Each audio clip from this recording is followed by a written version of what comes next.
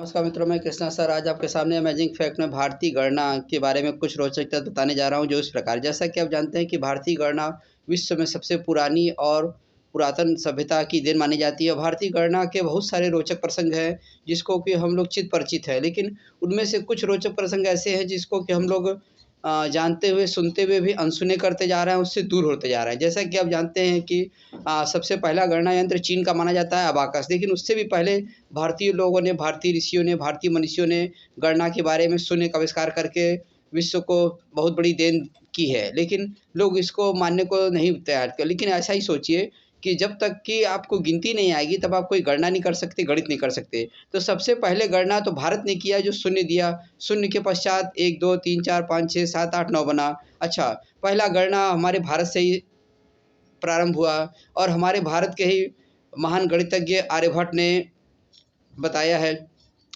कि पृथ्वी जो है सूर्य का चक्कर लगाती है, और पाई का मान बताया 22/7। इसी प्रकार से तमाम बातें हैं जो हमारे ऋषि मुनि और हमारे गणितज्ञ लोग बताते आए हैं। जैसे आर्यभट्ट है, वराहमिहिर है, माधवाचार्य है, जिसको आजकल हम लोग द्विपद प्रमेय बोलते हैं, बाइनोमियल प्रमेय, वो उन्होंने बताया। अच्छा, अपने देश के ही थे बौधायन, जिसको कि हम लोग पाइथागोरस थ्योरम के नाम से जानते हैं। ये सब भारत का ही देन है, लेकिन इसको नाम बदल गया, जगह बदल दिया गया और उसका स्वरूप बदल करके वर्तमान समय में इसका हम लोग प्रयोग करते हैं, जो कक्षा 9-10 में हम लोग पढ़ते आए हैं। लेकिन इसका नाम भ्रमित करके रखा गया है और इसको सदुपयोग के बजाय इसका दूसरे रूपों में इस्तेमाल किया जा रहा है। अच्छा दोस्तों, माधवाचार्य ने द्विपद प्रमेय के बारे में बताया, बौधायन प्रमेय जिसको कि हम लोग पाइथागोरस थ्योरम कहते हैं, और ब्रह्मगुप्त और भास्कराचार्य, जिनकी पुत्री का नाम लीलावती था, उसी के नाम पर उन्होंने एक पुस्तक की रचना की जिसका नाम है लीलावती। और हमारे वैदिक गणित जो है उसमें 17 सूत्र हैं, जिसको कि आप पढ़ करके, सीख करके, जान करके, समझ करके बड़ा से बड़ा गणना, वर्ग, घनमूल सभी चीज़ों का आकलन आप कर सकते हैं, कुछ सेकंडों के अंदर ही कर सकते हैं। जैसा कि आपको ज्ञात होगा कि अपने भारत के ही नाम मैं नहीं लेना चाहूँगा, अपने भारत की ही माताएँ-बहनें थीं जिन्होंने कई वर्ल्ड रिकॉर्ड बनाए हैं। तो इसी आधार पर वो बना सकी हैं, जिसको कि कहा गया है कि यह मानव कंप्यूटर है, मतलब कंप्यूटर से भी तेज़ है। अच्छा, और भारत के बाद अगर किसी दूसरे देश का नाम आता है गणित में, तो वह फ्रांस का है, फ्रांस वालों का। क्यों? क्योंकि उन लोगों ने भी गणित में बहुत ही महान काम किया है, शोध किया है, बहुत सारे चीज़ किया है। जैसे कि हम लोग पढ़ते हैं चतुर्थांश, कोऑर्डिनेट ज्योमेट्री, रेनी दकार्ते ने निर्देशांक ज्यामिति का खोज किया। अच्छा, जिसको कि कहा जाता है कि न्यूटन ने कैलकुलस बनाया, लेकिन कैलकुलस भारत में पहले से ही था। जो हमारे माधवाचार्य ऋषि थे, ब्रह्मगुप्त, ये सब लोग पहले से ही बनाए थे, लेकिन उसको दूसरे रूपों से था, जिसको कि आज उठा के देख लीजिए तो वही कैलकुलस है, लेकिन उसका रूप स्वरूप बदल दिया गया है और नाम किसी और का कर दिया गया।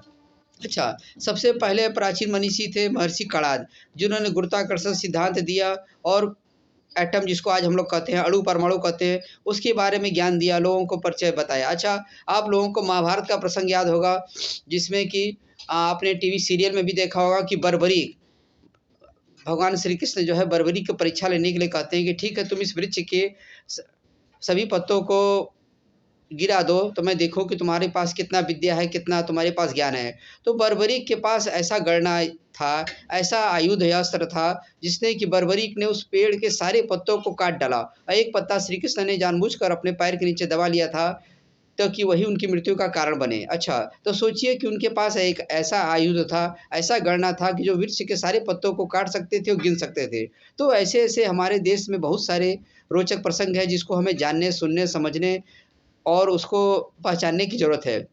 अच्छा दोस्तों, भारतीय गणना यंत्र बहुत ही बेजोड़ है। कैसे? कि जैसे कि कहा जाता है कि एक दिन में 86,400 सेकंड होते हैं, लेकिन जो हमारे यहाँ भारतीय गणना यंत्र है, जैसे कि 24 मिनट का एक घड़ी माना गया है। इसीलिए कहा गया है कि एक घड़ी, आधी में पुनियाद, तुलसी संगत साध की हर कोटि अपराध।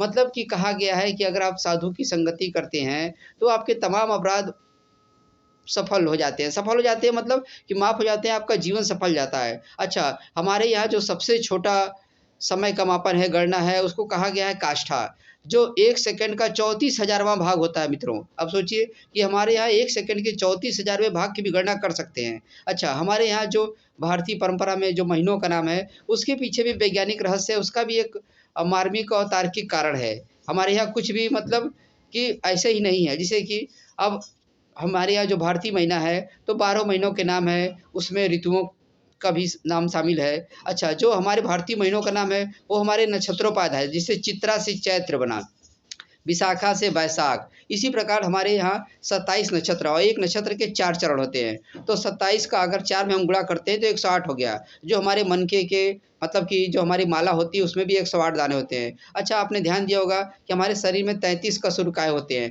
33 ही क्यों होता है? 34 क्यों नहीं होता? 32 क्यों नहीं होता? 30 क्यों नहीं होता? उसका भी वजह है, क्योंकि ये पूरा ब्रह्मांड हमारे शरीर से संकेंद्रित है। अच्छा, हमारे शरीर में कहा जाता है कि हमारे शरीर में 32 दाँत होते हैं।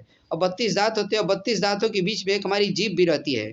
अब सोचिए तो इसकी भी संख्या मिलाकर कितनी हो गई? 33 हो गई। तो इसका भी यही कारण है। अच्छा, हमारे यहाँ कहा जाता है कि भारतीय परंपरा में 33 कोटि देवता हैं, तो 33 प्रकार के देवता हैं। अच्छा, आइए दोस्तों उसको समझते हैं कैसे? 33 प्रकार के देवता कैसे हैं? कि क्या है, 12 प्रकार के आदित्य हैं, 10 दिशाएँ हैं, ठीक है दोस्तों, और एक सूर्य है।